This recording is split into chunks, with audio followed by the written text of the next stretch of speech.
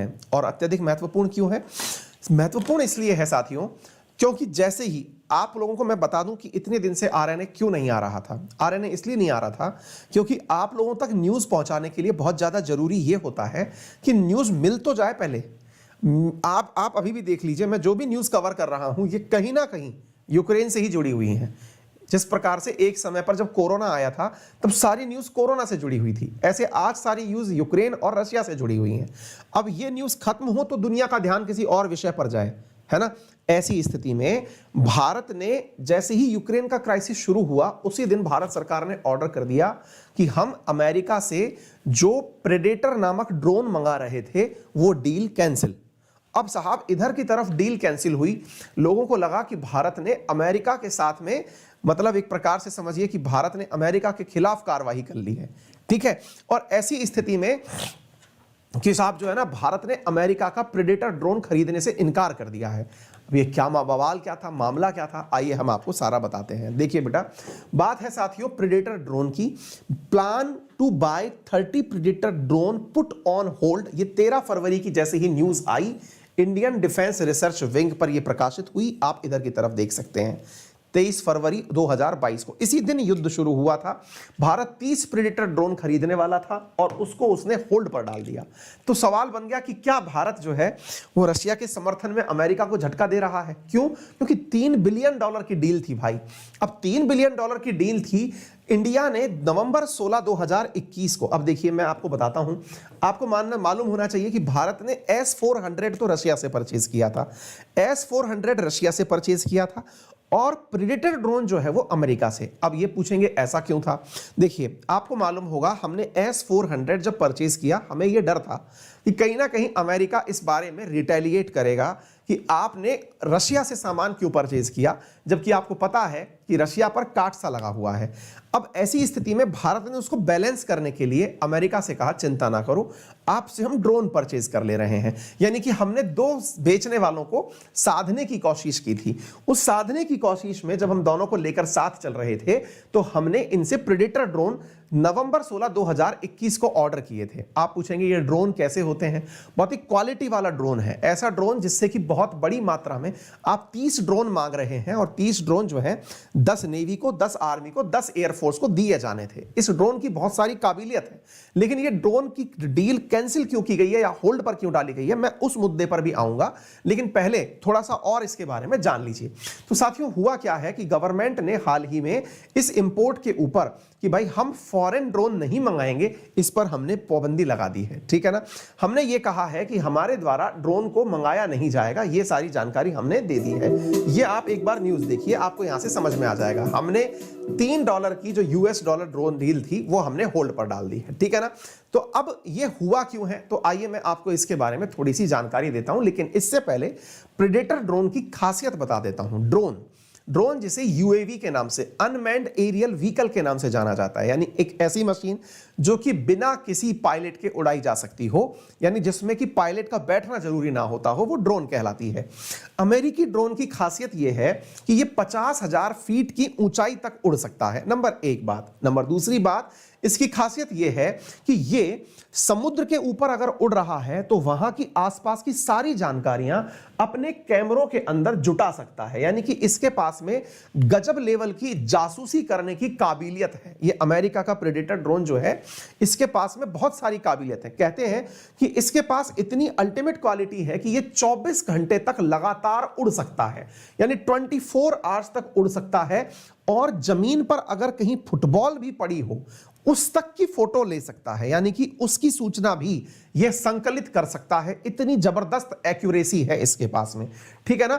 इसका मतलब यह है कि यह अपने आप में एक बहुत ही पावरफुल डिवाइस है और हमने इसको, मतलब देखने में बिल्कुल हवाई जहाज लग रहा है, लेकिन इस हवाई जहाज में पायलट नहीं बैठा है, नीचे से रिमोट कंट्रोल से पता चल रहा है, उसी से कंट्रोल होकर के इसे चलाया जा रहा है, यानी सारी इंफॉर्मेशन जमीन पर ऊपर एकत्रित की जाती है। ऑलरेडी हमने 2 मंगा रखे हैं, लेकिन वो अभी चाइना और पाकिस्तान वाले बॉर्डर पर सारा घूम घूम के इंफॉर्मेशन जुटा रहे हैं।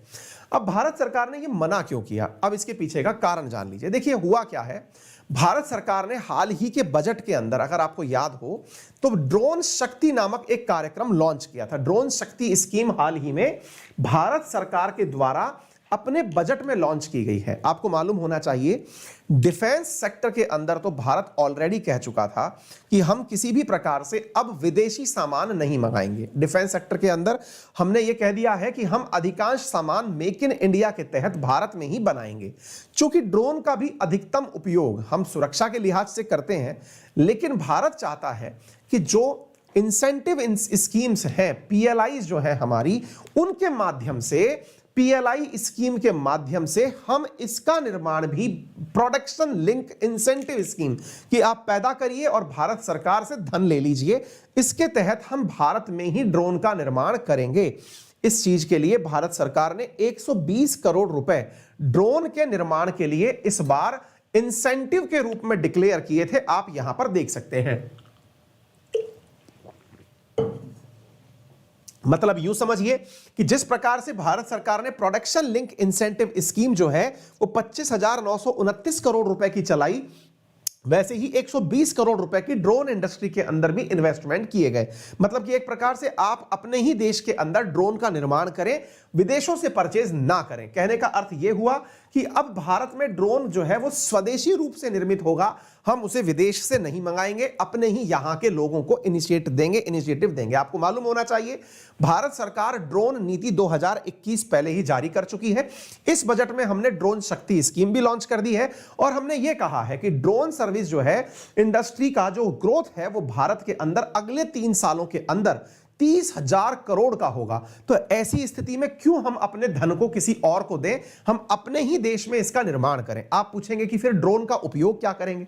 तो यार देखो, ड्रोन के उपयोग की बहुत सारी चीजें देखी जा रही हैं कि ड्रोन का उपयोग असल में किसान ड्रोन के रूप में किया जा सकता है। किसान ड्रोन के रूप में कैसे? आपने बहुत बार किसान को देखा होगा कि वो फसलों के ऊपर इंसेक्टिसाइड, पेस्टिसाइड यानी कि एक प्रकार से खाद, बीज जो है वो छिड़कता है। आप ड्रोन का उपयोग करिए, एक छोटे से ड्रोन से आप पूरे खेत के अंदर आसानी से अपना फर्टिलाइजर स्प्रे कर सकते हैं। कोई दवा सरकार को बड़े स्केल पर छिड़कवानी है तो छिड़क सकते हैं। जैसे आपको मालूम होगा राजस्थान में गर्मियों के टाइम पर एक बहुत बड़ा अटैक होता है हर बार, राजस्थान गुजरात बॉर्डर पर, और वो है टिड्डी का अटैक। आपको मालूम होना चाहिए टिड्डी दल का हमला होता है, बड़ी मात्रा में टिड्डी आती है। उस टिड्डी को रोकने के लिए अगर आपके पास ड्रोन हो तो जो दवा आप छिड़कना चाहते हैं उन पौधों को देखते हुए, इवन उड़ते हुए जो टिड्डी हैं उनके ऊपर भी आप ड्रोन से दवा छिड़क सकते हैं।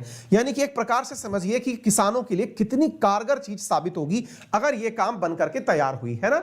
तो ऐसे दूसरा क्या हो सकता है, किसान ड्रोन का उपयोग क्रॉप के असेसमेंट में किया जा सकता है। जैसे क्या होता है, समटाइम्स आपको मालूम होगा कि हम प्रधानमंत्री फसल बीमा योजना का उपयोग करते हैं। प्रधानमंत्री फसल बीमा योजना से हम करते क्या है, हम फसलों की निगरानी करते हैं कि भाई कोई फसल अगर बाढ़ के अंदर खराब हो गई है, सूखे का प्रभाव पड़ गया है या कुछ हो गया है, तो प्रधानमंत्री फसल बीमा योजना के तहत किसानों को लाभान्वित करने के लिए हम क्या कर सकते हैं, उस फसल का सीधा ड्रोन के माध्यम से मुआयना करा सकते हैं और देख सकते हैं कि भाई ड्रोन की क्या स्थिति है, कहां पर फसल का क्या हाल है, आप वो देख सकते हैं। तीसरा, ऐसे ही फसल बीमा योजना की प्रकार से कभी कोई सरकार को रिलीफ देनी हो उसका, अच्छा तीसरा क्या है, ड्रोन मतलब लैंड की जियो टैगिंग करनी है कि कौन सी जमीन कहां पर है उसकी फोटो खींचनी है, ये ड्रोन से हो सकता है। तो किसानी के क्षेत्र में इसका बहुत सारा काम हो सकता है। पेस्टिसाइड को इन्वेस्ट करने के अंदर हो सकता है। दूसरा, अगर मान लीजिए कि आप लोगों को किसान के पास में या किसी गरीब के पास में भोजन भिजवाना है, पैकेट्स बंटवाने हैं, होम डिलीवरी करनी है, सामान भिजवाना है। कोरोना काल में जब हम घर से बाहर नहीं निकल पा रहे थे उस समय आपके घर तक दवा भिजवानी है, आपके अगर पूरे घर का एड्रेस सरकार के पास ऑलरेडी है, आपके घर के ऊपर ड्रोन आएगा, दवा छोड़ेगा और चला जाएगा, यानी ड्रोन के माध्यम से दवा।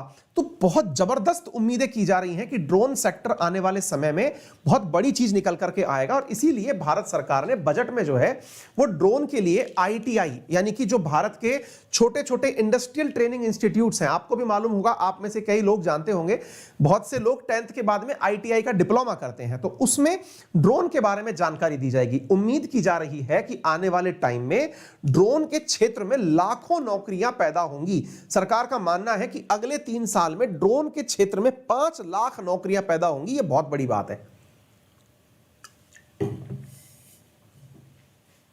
ठीक है, तो उम्मीद है कि आप लोगों को यह बात अच्छे से समझ में आ गई हो जो मैंने यहां पर समझाने का प्रयास किया है। ठीक है ना?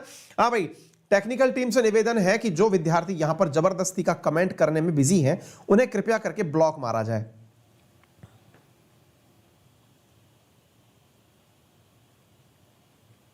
I am student of medical, उनसे ये जो बोल जा रहे हैं बाहर जाकर पढ़ने के लिए जा रहे हैं, पहली बात कितनी सीट है एमबीबीएस की इंडिया में। ये कई तो हमारे पास क्या है ना कि वो लोग भी क्लास में उपस्थित होते हैं, उनको आरएनए का मतलब पता है नहीं। आरएनए पढ़ने वालों का शो है, इसमें केवल वही विद्यार्थी उपस्थित हों जिन्हें एग्जाम की तैयारी करनी है। मसाले के लिए इसमें ना उपस्थित हों, निवेदन है, ठीक है ना। यहाँ पर कोई राजनीतिक बयानबाजी नहीं होती है, यहाँ पर तथ्यात्मक जानकारी दी जाती है जो आपके ऊपर से जा रही है ना। ये सीट वीट की जानकारी जो है वो नेताओं से लीजिए। यहाँ पर जो क्लास चल रही है ना, इसमें पढ़ाने की बात चल रही है, इसमें ये नहीं कह रहे हैं तुमसे ना ड्रोन में कितनी सीट लगाओगे कि एमबीबीएस में कितनी सीट लगाओगे, ठीक है। चलो क्लियर है, तो ये बात हमने आपको यहां पर समझाने का प्रयास कर दिया है, ठीक है।